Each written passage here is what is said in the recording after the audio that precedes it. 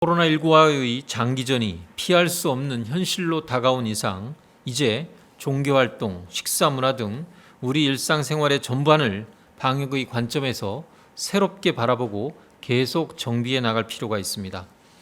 익숙하게 넘겼던 일상의 활동이 우리의 가족과 이웃에게 치명적인 결과를 초래할 수 있다는 자각과 성찰이 요청됩니다. 일상 활동을 외식, 운동, 종교 활동 등 크게 12가지로 분류하고 각 활동의 기본적인 특성과 활동이 이루어지는 상황을 고려해서 그 위험도를 높음, 중간, 낮음으로 종합평가하였습니다. 예를 들어 종교 활동은 마스크 착용이 가능하지만 침방울 발생이 많은 활동이라는 기본 특성이 있습니다. 같은 종교 활동이라고 하더라도 마스크를 착용하고 거리두기를 지키며 노래 부르기, 악수, 식사 등을 하지 않는다면 위험도가 중간 수준인 반면 밀폐된 공간에서 마스크를 착용하지 않고 노래를 부르거나 종교의식 전후의 악수, 대화, 모임, 식사 등 활동이 동반된다면 위험도가 매우 높습니다. 실제 사례를 보더라도 마스크를 착용하지 않고 노래를 부르며 소모임 등을 진행한 경우에 집단 감염이 발생한 바 있습니다. 이렇게 일상생활의 여러 활동에 대해 위험도를 분석해서 국민들께 참고하도록 제시하고 스스로 위험도를 평가할 수 있는 자가점검표도 함께 공개하였습니다. 일상생활의 위험도를 스스로 살펴 가능한 위험도가 낮은 활동을 해주시기를 국민 여러분들께 당부드립니다. 특히 본인이 감염에 취약한 고위험군이거나 다수의 사람과 밀접 접촉하는 직업을 가진 경우 보다 주의 깊게 살펴보고 실천해 주시기 바랍니다. 정부는 7월 10일 18시부터 전국 교회를 대상으로 핵심 방역 수칙을 준수하도록 의무를 부과함으로써 교회에서의 방역을 보다 강화하고자 합니다.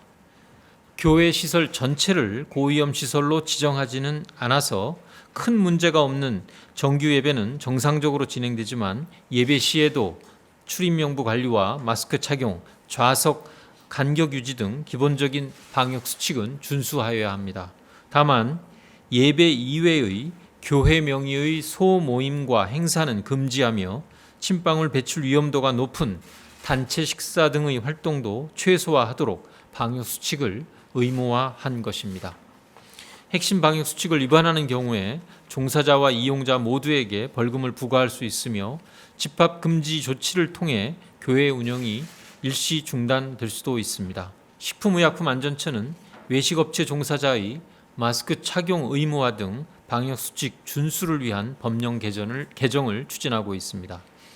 앞으로도 정부는 소비자와 외식업계가 함께 감염으로부터 안전한 식사 문화가 정착될 수 있도록 최선을 다하겠습여 지난 5월 5급 공채 시험과 6월 지방공무원 시험과 국가기술 자격 시험 등을 통해 약 40여만 명의 시험을 치렀으나 철저한 방역 관리를 통해서 한 건의 감염 사례도 없이 성공적으로 치룬 바 있습니다. 이번 시험 역시 시험장의 철저한 대비와 수험생들의 방역수칙 준수를 통해 차질 없이 안전하게 시행될 수 있도록 준비하겠습니다. 특히 수도권, 충청권, 호남권 등 현재 감염이 확산 중인 지역에 대해서는 수험생들께서 불안해하지 않도록 시험 관리에 만전을 기하도록 하겠습니다. 지난 6개월간의 코로나19하고의 방역 노력을 진행해 오면서 국민 여러분들께서도 그리고 저희 정부 당국과 전문가들하고도 이러한 논의를 진행하면서 저희들은 나날이 좀 새로운 사실을 좀 축적하고 쌓게 되고 이러한 정보를 기반으로 어떻게 하면 위험을 차단하거나 줄일 수 있는지를 좀 새롭게 알아가고 있는 상황입니다. 근데 이제 이러한 저희의 그 지식이나 이러한 그 지침이 단순히 정부가 내리는 지침으로 끝나는 것이 아니라 일상에서 실천돼야지만 이러한 개인 방역이 완성될 수 있는 뭐 이러한 토대가 된다라는 점을 이제 국민 여러분들께서도 잘 이해하시리라고 봅니다. 그러한 측면에서 국민 여러분들께서 보다 쉽게 이해하고 생활에서 적용하실 수 있도록 하기 위해서 이러한 12가지의 생활 영역에서의 위험의 정도를 분류해서 제시해 드리는 것이고, 같은 활동이라 하더라도 어떠한 경우에 그 위험이 높은지를 제시하고 있는 것입니다. 뭐 이것이 고위험이라고 해서 당장 그것이 금지되거나 뭐 이러한 조치로 바로 연결되는 것은 아닙니다. 그 스스로 판단하시고 분석하시면서 내가 나를 지키고 이웃과 가족을 지키기 위해서 어떠한 방향으로 움직이고 행동해야 되는지를 국민 여러분들께서 보다 쉽게 이해하고 행동해 주시기를 바라는 측면에서 이러한 수칙이 만들어졌다라는 말씀을 드리고요.